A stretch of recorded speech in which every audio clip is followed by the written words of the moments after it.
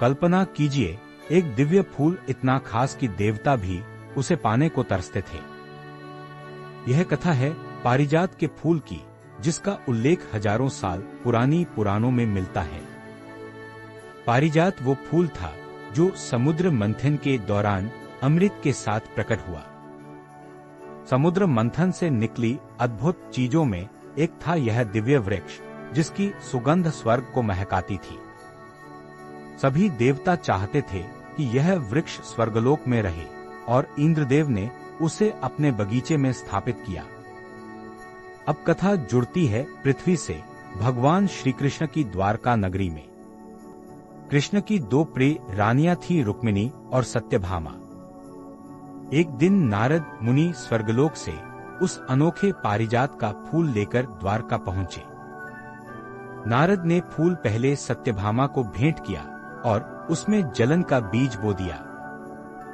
सत्यभामा जानती थी कि रुक्मिणी सबसे प्रिय है, इसीलिए वह चाहती थी कि कुछ ऐसा खास हो जिससे कृष्ण का प्यार साबित हो सके। इधर रुक्मिणी को भी वह दुर्लभ पारिजात पाने की इच्छा थी, पर चुप थी। यह देख सत्यभामा ने कृष्ण से कहा, अगर आप सच में मुझसे प्रेम करते हैं तो पारिजात वृक्ष मेरे महलों में लगा दीजिए। कृष्ण मुस्कुराए और सत्यभामा की इस इच्छा को स्वीकृति दी। अब चुनौती थी, पारिजात वृक्ष स्वर्ग में था, इंद्र के बगीचे में। कृष्ण ने सत्यभामा के साथ सुदर्शन रथ पर चढ़कर स्वर्गलोक की यात्रा शुरू की। स्वर्ग द्वार पर इंद्र ने उनका स्वागत तो किया, पर फूल देने से साफ इनकार कर दिया। सत्यभामा ने अपनी इच्छा कृष्ण से कही, अब पारिजात बिना पाए वह धरती पर नहीं लौटेगी। कृष्ण मुस्कुराए और उन्होंने इंद्र से फूल मांगा। इंद्र देव ने मना करते हुए युद्ध की घोषणा कर डाली। स्वर्गलोक में हुआ एक अद्भुत युद्ध, कृष्ण और इंद्र आमने सामने। कृष्ण की कृपा और बुद्धि से विजय उन्हीं की हुई। इंद्र को अपनी गलती का एहसास हुआ और उन्होंने पारिजात वृक्ष कृष्ण को सौंप दिया। कृष्ण ने वृक्ष को सुदर्शन रथ में रखा और पृथ्वी पर लौट आए। महलों में सत्यभामा ने पूरे धूमधाम के साथ उस दिव्य वृक्ष को अपने बाग में लगाया।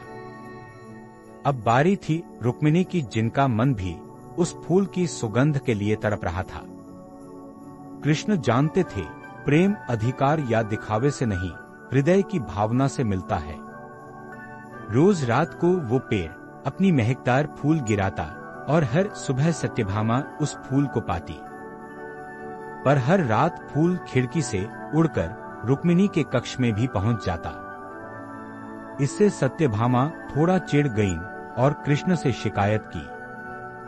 कृष्ण मुस्कुराकर बोले, प्रेम न तो अधिकार से मिलता है, न ही प्रतिस्पर्धा से।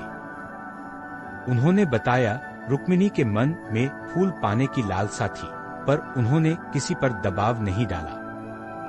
मूल्य अधिकार या विजय का नहीं, बल्कि भावना और त्याग का है। तथा यही नहीं रुकती, आज भी पारिजात को भारतीय संस्कृति में प्रेम, समर्पण और आध्यात्मिकता का प्रतीक माना जाता है।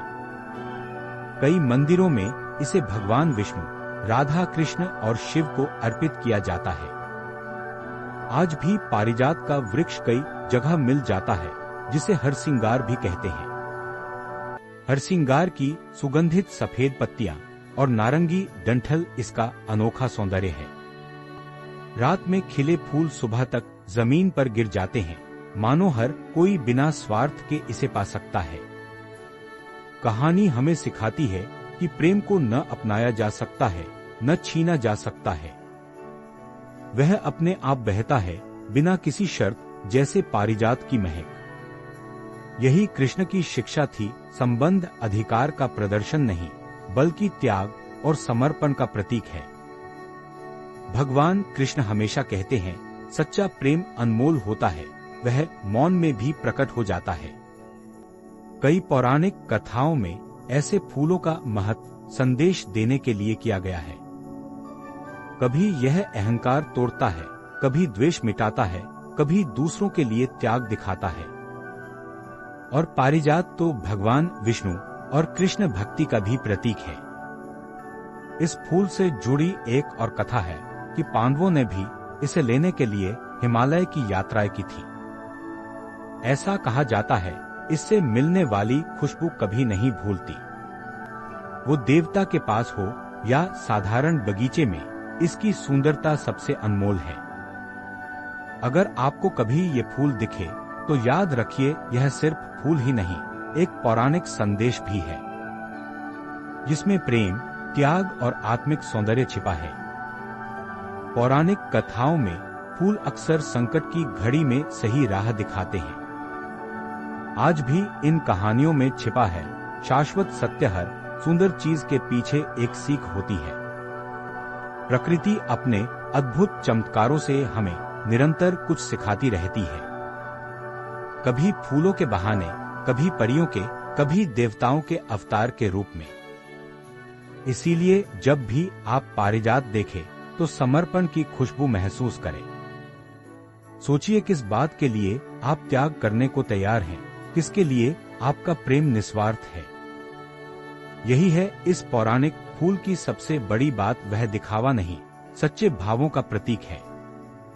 कथा के अंत में सत्यभामा ने भी रुक्मिणी के निस्वार्थ प्रेम को पहचाना और कृष्ण मुस्कुराकर बोले, बस यही है पारिजात का रहस्य। कथा हमें याद दिलाती है, दिव्यता हमेशा त्याग, सच्चाई और प्रेम में बसती है। क्या आपने कभी पारिजात के फूल की सुगंध को महसूस किया है? अगर नहीं तो एक बार जरूर खोजिए, शायद आपको भी इसमें किसी अपने का एहसास मिले।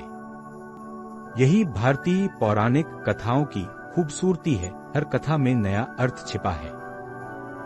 हर फूल, हर पात्र, हर घटना हमें सिखाती है, जीवन सरल नीति नहीं, सुंदर रहस्य है। आज की कहानी बस यहीं तक। अपने जीवन में प्रेम, त्याग और सच्चाई को अपनाएं। पारिजात की तरह स्वयं को सदा दूसरों के लिए महका दें। आप कौन सा पौराणिक फूल बनना चाहेंगे जो सबका जीवन खुशबू से भर दे? आपको यह कथा कैसी लगी? कृपया कमेंट कर बताएं और चैनल को सब्सक्राइब करें।